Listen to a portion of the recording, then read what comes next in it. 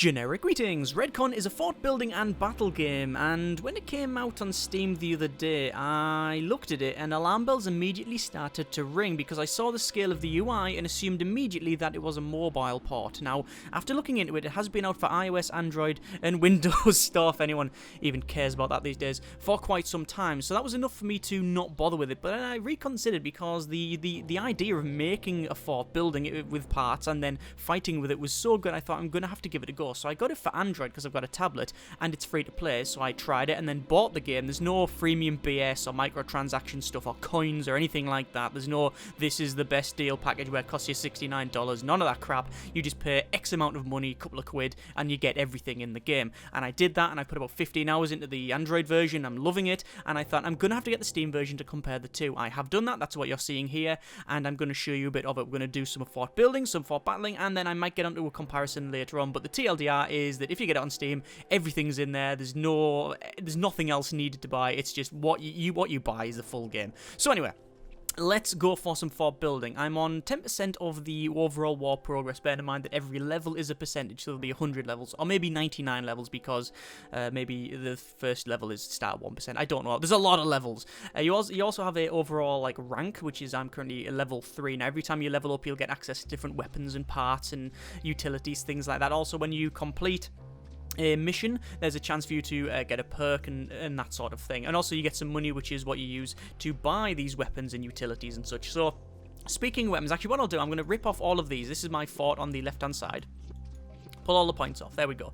So every fort has a boatload of statistics. So you've got your health. If that goes to 0, you lose. You've got energy, which is used to power your systems. You've got ammo, which is used for your weapons, like firing the guns and such. And then you've got a number of crew or soldiers, whichever term you prefer. So in this case, 4. You can go to layouts and you can change your layout. So this is standard Fort Raptor. This one has got an extra weapon slot and concrete layout. Concrete means it's just got a bit more health. We've got extra defense. There you go. And then extra manpower and cover. I'm going to go for extra defense and power because I generally play a not really defensive build, but I find that having defenses eases things up a little bit. Now, when you get, especially later on the levels, you will have to make builds specifically made to fight whatever you're going against. So you can't just have one build and then run through the entire game through. There's been a situation where I think I got 10 levels with the exact same design, but eventually it'll be come to a point where you have to start designing for what you're fighting, which is problematic for reasons I'll get to in a moment. So I'm going to go to defenses, and I'm going to get myself an autocannon turret and shove it there. And then I'm going to, I was going to buy myself another autocannon turret to put it there, but actually you can see it's sold out. So there's no real point in having this layout if I can only have one defensive turret. So let's go to layout and we'll go for, when in doubt, extra guns. There we go. So we'll go to defenses and we'll put a defense turret there. And you can see it's actually not powered on because it's pointing down. So we've got utilities and we need to get an active defense control. Now when you click on these, it gives you a bit of blurb of what it is. It tells you what happens if you've got an operator there, and other statistics and abilities that it has depending on whether it's manned, unmanned, etc. It's also got some health and how much energy it takes. So I'm going to put my active defense control at the bottom. Now when you're getting targeted, it matters what's in front and above. Now, certain weapons will come down, like mortars, and if you've got, say, this here, and there's no gun there, it's easy to hit. It's there's no penalty. If it's here and there's something on top of it, then it's very hard to hit. And if you've got, a very big fort and you bury it in the corner, then it's pretty much impossible for some guns. Other things like lasers can just target them, and missiles and such, but then there's counters to that and all that sort of thing. So I've got this thing here. This is good. This is turn my active defense on. I'm going to get a ballistic radar and EWS, which is early warning system, so it means I can see where I'm getting targeted at. So there we go, there's 2 systems there. You can see that actually I've only got a couple of utility slots, so that one and that one, so I can't have any more than that one. Even though I could have this medical ray station, I can't place it because these are weapon slots. Sometimes you do get hybrid slots, but not on this one. We're going to go to weapons, and then we'll get a Hydra assault cannon. I'm going to put one there and then one there. There you go, because I've only got the 2. You can buy more. Then I've got basilisk cannon. I've got 2 of, so I'm going to put one there and then one there, and then you can see I've got 4 energy left, so and I've got 10 ammo. So this one here, Talos Siege Mortar, is 3 and 8, so that's more than enough to shove it there, and there's a nice layout. So that's all sorted, and then we need to go to perks. And we can have up to 4 perks for our fort. And I've got this rapid ventilation. You get white, green, and blue. I'm guessing it's the different rarity of it. And, you know, at the moment I've only got a couple, so I'm going to put both of them on. So this is toxic contamination dissipates 25% faster. That's quite useful if they've got toxic missiles, which I don't know if they have. It seems to be quite random what you get. And enemy has a 3% chance to miss. That is actually quite good. So there we go. That's done. And now we will battle. Now, this is the problem, one of the problems with the game, that I don't know what I'm facing until I actually go to battle. This is like the main opposing general type thing. I'm going to skip that and just pause it. So I don't know what this was until I start this. Now, what I've gotten used to in the in my other campaign is immediately clicking the go button, seeing what they have, so I know that they've got 1 active defense, no laser defense or anything like that, just 1 active defense. They've got 3 sets of missiles and not many direct fire weapons, no lasers and no shield and no other defense system. So what I would do in this case, I would probably put, if I had them laser defense, I would go for a more defensive build to stop these missiles, because the missiles are relatively easy to shoot down. But I had to start the game not to do that. Then what I'd do is just sort of skip out, quit the game, and then continue fighting, which is not an ideal solution. It would be nice to have a little bit of a recce button so you can do a bit of a recon. So anyway, I've got all of these guns here, and you can click on any one of them and you can actually turn them on and off, and you can say hold fire. What I'm going to do, I'm going to say hold fire on that gun and hold fire on that gun. In fact, I'm going to hold fire on all these guns like so, and then I'm going to actually set these ones to do a 9-round volley. So instead of firing just the one, I want them 9-round volley. These ones can do a double shot. Actually, no, they can't. That's problematic. Now, you can see that every time I activate these, well, something happens. These circles go to yellow, and what that means is that I'm actually a bit low on ammo. Now, you can see on the bottom here, there's my overall health goes to 0. I die. This is my power, and you can see that's a bit of surplus there, and this is my ammo. So I'm actually using as much as I'm supplying. That's okay. If I do that, however, I've got a shortage, and it means that every gun on the fort, anything that uses ammo, will actually have its reload reduced by about 25%. I think it goes to 75% of its original reload speed. If that goes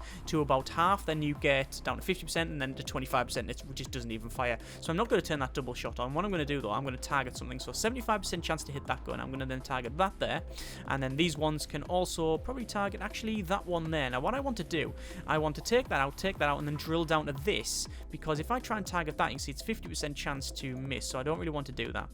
I want to target that, get that destroyed, and then I can dig under that. They've only got 1 defense system there. I've unpaused it so they can crack on. You've also got some crew as well, which you can, I'm just going to pause it a second, and you can see I've got some crew here. Now, you can move them around, and the reasons you'd want to do that is to repair things or to put out fires, or you can have them stationed. So they're stationed there, which means that if that's stationed, I believe I'll get an extra 10% to weapon accuracy. These are stationed, so I think they get a reload speed and also a bit more accuracy. They've got like a little telescope and stuff, but you can move them around. This red bit here represents what they're shooting at. So this gun here is shooting at me, I believe, and that's because of my early warning system, so I know that's getting shot at. I'm going to turn these hold fires off, so they're now free to fire, and then they're going to fire away. You can see my defense system was actually shooting them down. That's good.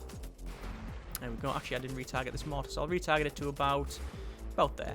Okay, so they're shooting me. That's missed there. Now, eventually, these will take damage, and there you go. That's now taking damage. So I'm going to then move this guy up the top, and then start repairing it, and then pull him back down. There we are, and then up and down. In terms of the controls for the Steam version, it's just literally, you know, left and right click, although actually it's all left click until you turn the right option. So I've got left click to select, right click to issue an order. That's good. I'm glad they added that with the Steam version. Also, there's some hotkeys to select all people and all guns and stuff like that, so that's quite useful as well. See, the missiles are coming in. I am shooting them down. One of them's going to hit though. There we go. But one did hit. I want to move these guys down. What I want to do is pause actually, and then turn these hold fires off now, so they start opening up. So this is going to be a total of 18 shots, absolutely pummeling into that one there. This is good. There we go. Look at that. They're really trying to hit this gun here, and they're really doing a lot of damage. Oh, you actually see there's like a bit of a splatter, and then someone died over there. That's because they were trying to repair it, and the shots just kept coming in, and then they died. One of the useful tactics, let me just keep micromanaging these up and down because I don't want them to get hit. One of the useful tactics is to kill all of their crew.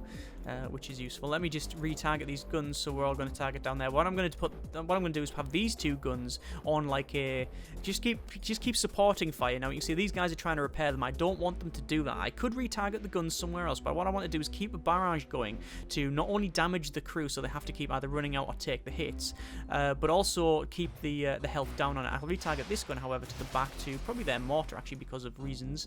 There we go. So they're targeting me. I'm going to pull these guys down again because I really want my person manning the gun. There we go. If you don't have them manning the defensive system, then it can be problematic, which is exactly what's happened here. They've actually taken that gun out there. Look at that. I'm targeting their defensive system. It's almost down. It's almost there. I'm going to retarget the mortar because I might be able to get it done. I'm going to get these guys to come over and then repair the mortar. Come on, shots coming in, and just missed as well. Just missed.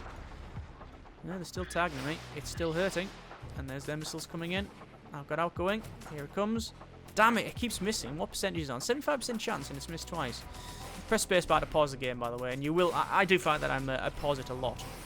There we go. I've managed to destroy their defensive system. This is good because it means that I can pretty much target anything without stuff getting knocked down. So let's just retarget a lot of these guns to that missile silo. There we go. As you can see, the overall health of the fort is going down. So you can just do a brute force attack and just keep pounding away at the fort until it loses health, which is useful. This guy is now not doing anything, so I'm going to click on him and move him over to there, and then actually heal the gun, repair the gun.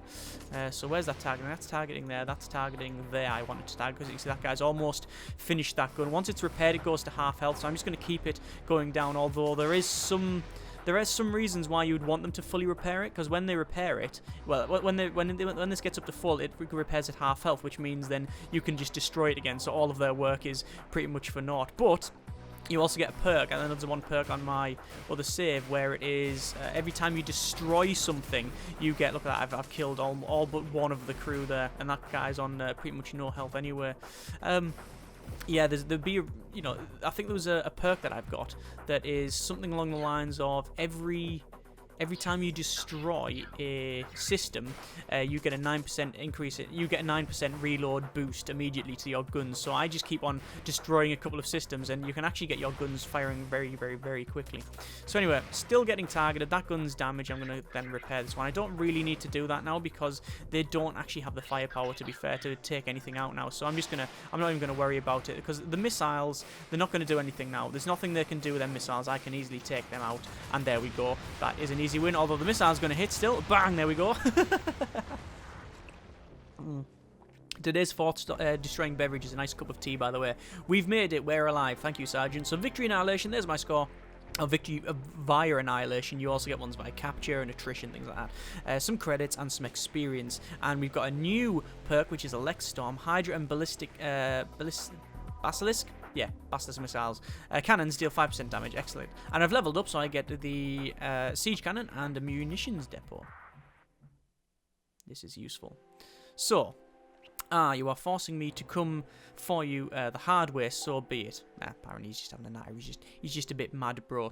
We've also got some medal things on the right-hand side here, and I'm not really too sure why it even exists. This one gives me 10 plus 100 credits, 20 experience, and 2% chance to drop a perk. Now, every time you do good or get a certain way through the campaign, you'll get different medals. You also get ones for owning, like different packs, at least in the Android one. I don't know if you get it in this one, but it seems a bit pointless because there's no skirmish mode. So actually, it's a known quantity of how many missions you're going to do, and you get, even if you lose, so if you say do one mission 10 times and you lose 9 and win 1, obviously you're going to get a little bit of experience for losing, but it's such a small amount that it's really pointless. I think you get like a couple of experience out of the loads that you need, so it really is a bit pointless. I don't understand what the medals are for. Anyway, we can do a bit of customizing. Let's go to weapons. We've got a big siege cannon here. It costs 600, but I think we're going to buy that. There we are.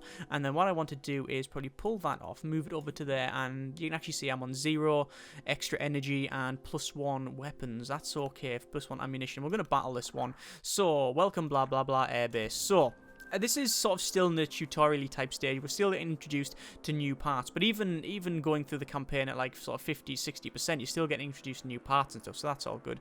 Right, so I want to have this one, that you can actually fight incendiary shells, neurotoxin shells, or flash grenades. Flash grenades are good, but any of these, I believe, yeah, any of these, as you can see, will actually put me below the threshold, so I don't really want that. So I'm going to put that on hold fire, these ones on extra fire, that one on extra fire. Actually, no, we can't, because that takes too much energy, or it takes too much ammunition. So can I have that on double fire? I can have that on double fire. So we'll have that guy in there, that guy in there, and then what we'll do, they've got an airship. Now what happens there, if there's two types of airships, if they get that airship airborne because it takes a while to get called in. Once it comes in, it can either be a boarding airship where it's like got enough space for 4 crew and they can put the soldiers in there and come over and board me, which actually will be possible because I won't be able to shoot them down in time, or it can be an EMP bomber. Either way, as you can see, it is in a tower which is suboptimal and tactically garbage, so I'm going to target it. You can see the mortar can't is 45% hit because it doesn't come through that way. It hasn't got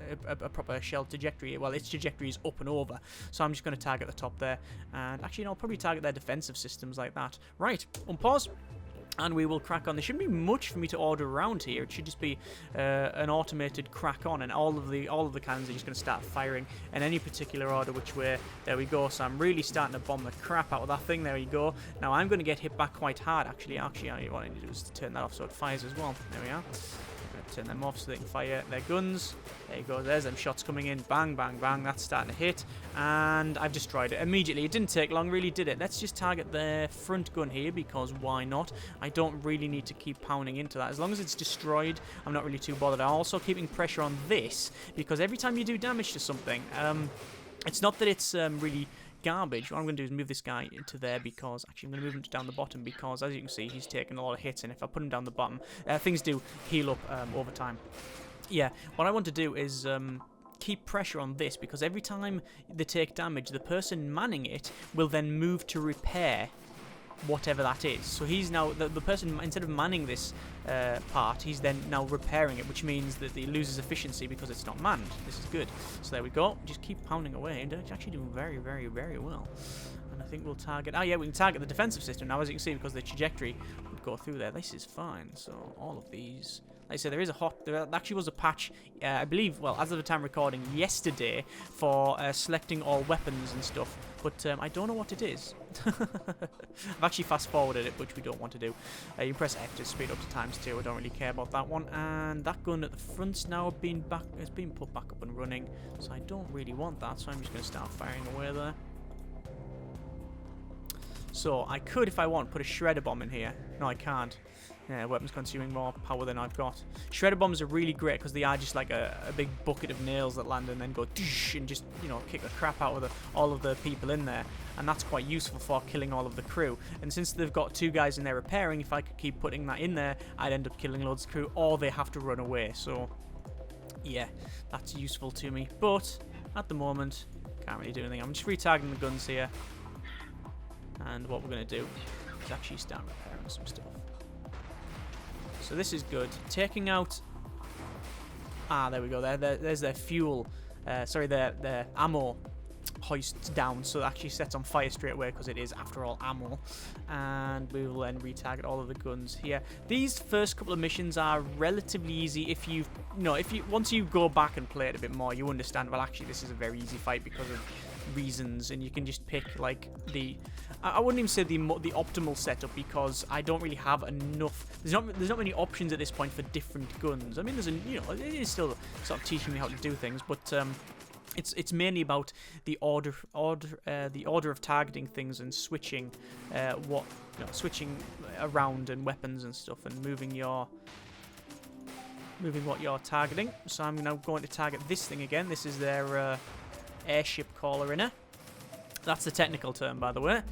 So more guns firing. Everything is going to target that thing because I really need to take that out because I've sort of neglected it. You can see it's on halfway to call stuff in, but it's going to get destroyed here. Almost gone now. I think that should have done it. There we go, it's now gone. So I'm just going to say retarget for this front gun here because why not? Keep the pressure on the guns so they can't fire, and I need to repair this siege cannon. These small cannons really don't take too long. You will actually get upgrades to cannons as well, so you can get, for example, a level 2, 3, 4, whatever it goes. Actually, I don't know if you can get level 4s. I've seen level 3s, but they level up, and then you can actually, you do have to buy them, and they upgrade one of your cannons or one of your systems. You just get different ranks, and then that will be better in some way. So anyway, looks like these guns, we can't really target that there, but we'll keep firing away. I'm going to say you target that back there. Oh, you hear a splat there because we've taken it out. I'm actually going to win via just their fort exploding because you can see I've pretty much taken out most of their health. So we need anything that's targeting the front. We need to target the revolver. It is pretty much a revolver, and Here we go. There we go. So this is relatively simple fight. There we are. And I think this should probably about do it. Take that out. If that gets taken out, then it goes on fire. You can see that they've got a lot of crew that's really hurt. Looks like they've also got their airship, which is going to be concerning. So if I can destroy that, if you can destroy that while the airship's en route, then the airship don't come in, which is useful. And I've learned that from bad experiences of having an airship and having 4 crew on it, and they get here and then they take it out and the airship stops. Damn it! Anyway, so they're almost dead. You can see they've got 1, 2, 3, 4, 5 crew. Most of them are pretty much dead, and they're having to shift them around. I'm just pounding the hell out of their defensive system here, and it's going to blow up. There it goes. And there we are. Another win. Not bad. That wasn't... he's a bit pissed off. He's a bit mad. There we go. Victory via attrition. Not bad. So this is the our main general, or actually he's the like... I think he's the Kaiser or whatever. He's ordering us around. There's a weird sort of fascist theme running through the entire thing, I think. This, that's what it's supposed to be, as far as I can tell. Anyway, that is a bit of Redcon. I'm not going to go any further because, honestly, it's quite a long game, and like I say, you've only seen 2 levels, but as you progress on, you will get different weapons. Like, for example, you'll get, like, ICBMs, missile launchers, you'll get lasers, you'll get EMP weapons in terms of utilities. We've got a munitions depot there, but you've got, for example, you've got a shield generator, you have this weird beacon type thing that returns missiles on the head and they should go back to where they've been fired, which is pretty useful. There's like a telephone system where you phone their it's like a clandestine I think it's called a clandestine operation. You phone their outpost, their fort, and one of their guys becomes yours and starts fighting away there, so that's pretty good. Again, there's loads more as you progress on, more perks, more layouts, you get different forts, but you can use these ones in previous levels. So that is a bit of Redcon. Now, it's weird because a lot of people will probably say, oh, well, it's a bit simple, is it? Well, actually, yes, it is quite simple when you first get into it, but the later missions really do require you thinking about it, and it's not a simple game by any means. It's got a lot more to it than perhaps it might first show. I really like it. I've put, like I say, nearly 15 or so hours in, probably more, in the tablet version and still going strong. Will I go through it on the Steam one? I couldn't really say. There's no real extra content added to this, but one thing that I think is a bit of an oversight is, for like I said earlier, that you get these medals that give you extra experience and stuff. Well, you've only got the campaign to do, so it's a known quantity of how many missions you're going to do, and when you fail, it's not as if you get the same amount of experience, so you can't just fail, and then get enough money to buy whatever. Now, I've also heard people say that there's a certain point in the campaign that require very specific builds, and there has been places where I've lost several times in one fight and had to redesign the entire fort in one way to get a win. But if you didn't buy the stuff, because, you don't get enough money to buy everything, if you didn't buy everything, then I don't know what you would do, because there's no just random game or skirmish mode where you can just grind money or experience to get something else, or just have a quick fight for one reason or another, like a random game. So you have to keep going on that campaign train.